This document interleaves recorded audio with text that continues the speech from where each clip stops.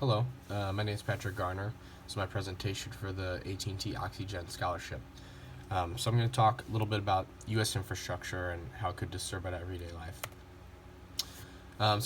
In 2017, the ASCE, which is the American Society of Civil Engineers, did a breakdown of U.S. infrastructure, and they gave us an overall grade of a D+. I first heard about this in my class, and my teacher gave us this report card, but without the grades, and he said, all right, just kind of fill it out how you think the infrastructure of the U.S. should be broken down. And I gave us mostly B's, a few C's, maybe an A or two.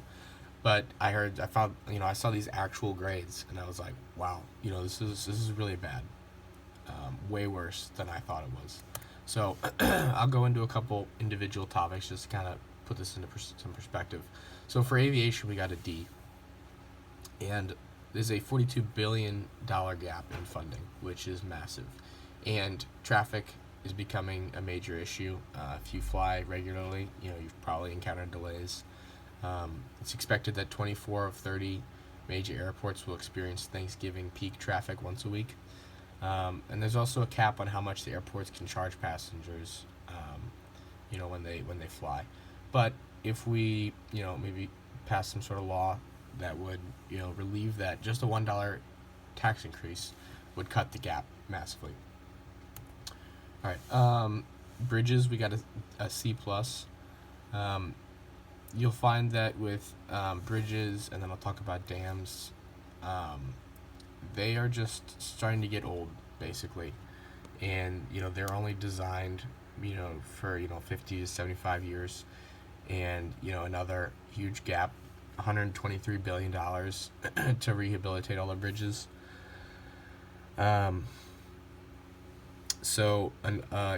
Again, taxes and investment is needed, to rehabilitate this stuff. Dams, we got a D. Of 90,580 dams, the average age is 56, which is very old. And then again, $109.4 billion of investment needed. So it's it's going to take investment to replace this stuff. Leadership, it matters who we vote in and the plans they have for improving U.S. infrastructure and planning. The government has to plan with contractors and stuff to start fixing some of these things. Drinking water, something that's very important. It's transported through 1 million miles of pipe. It's a lot of pipe, and they laid it in the 50s with 75 to 100 years, expecting them to last. And then there's 240,000 water main breaks a year, accounting for 2 trillion gallons of drinking water lost. And I think that's unacceptable.